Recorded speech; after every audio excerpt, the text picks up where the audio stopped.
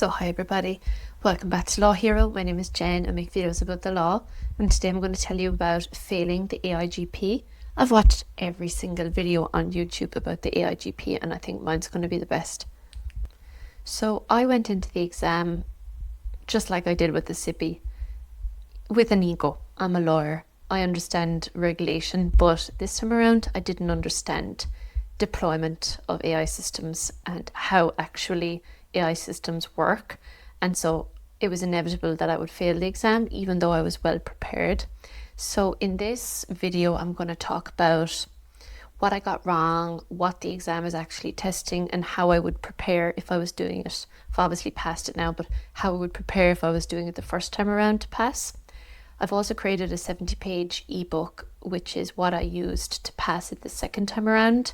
It's available on my website and the link is in the description below, but it's only €30, which is cheaper than all the other ebooks that are out there. And it's a compilation of all the free questions that are online, everything I've learned from YouTube, everything I've learned from the internet, the official IAPP exam paper, and also all the Udemy questions. I've basically compiled everything into one central source and made it my own, so it's fair use. And yeah, let's talk about why the exam catches people out.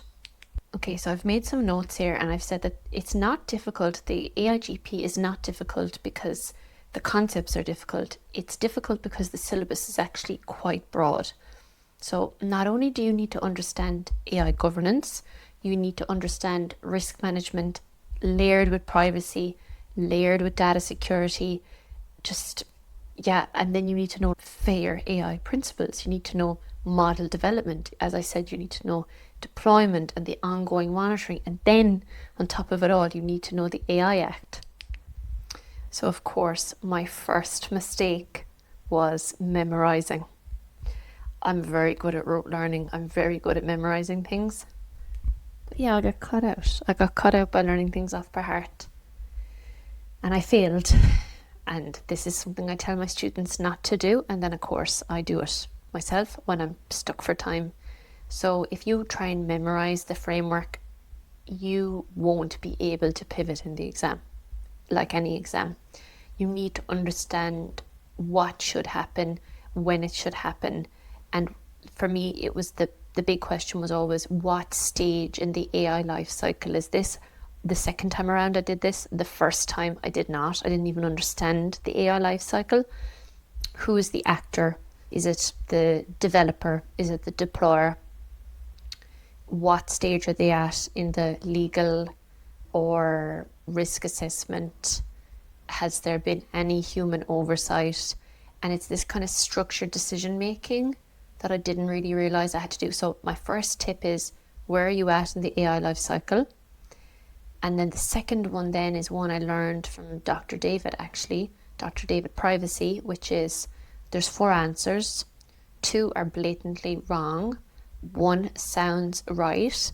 And 1 is the best and most proportionate answer, given that you are an AI governance practitioner and not a software nerd, developer, whatever, someone who knows AI and software and the technical side of this topic very well.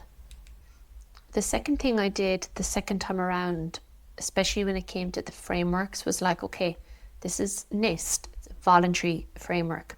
ISO is more like the technical ongoing risk assessment you do once you have an established governance program. The AI Act is binding legislation. It depends on the scope as well of the AI. And then you have like the overarching principles that come from like the Dartmouth conference and the OECD principles and I believe it's a syllabus, I'm probably butchering that, but it's like the safe use of AI. Those are the overarching principles. If you understand that governance hierarchy in your head, like what's best practice, you do a much better job of wading through the murky waters of regulation.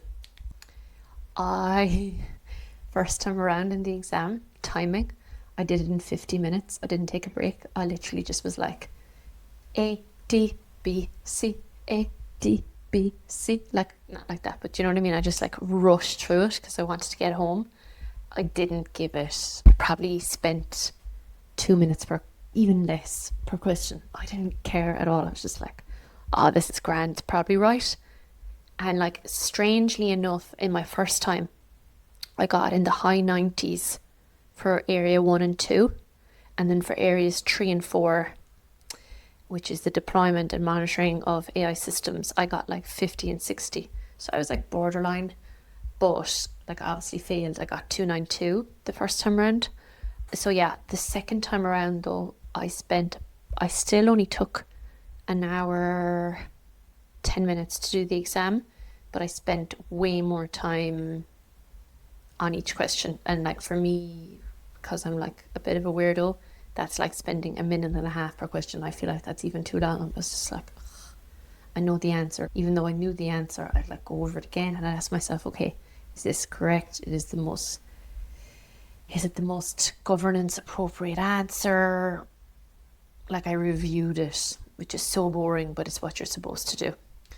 Okay, so my study plan was I do 2 hours Saturday and Sunday. So while the baby's asleep between 2 and 4. So did 4 hours at the weekend. And then during the week when the baby was asleep at night time, I would listen to those YouTube videos that have the AIGP sample questions, and then I would like answer them in my head. So it's like someone's reading out the question and I say what the answer is to myself, because obviously she's asleep beside me, so I have it in my ear. That kind of thing, just to test whether I was right or wrong. Yeah, so my advice is simple. Don't underestimate this exam. Take a look at my ebook. It has literally every bit of the exam in it. I would go as far as to say it is the best AIGP ebook out there because I made it. It's based on all the practice questions I did, which is about 600 or 700.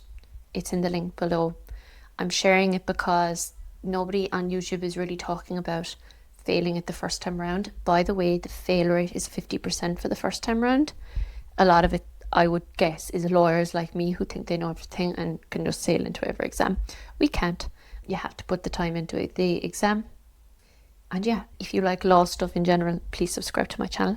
It's nice to have you here. I talk about all different things as regard to the law, but I have a soft spot for privacy, for AI, for the technological side of the law. And yeah, that's my video. See you over on my website, lawhero.eu. And see you in the next one.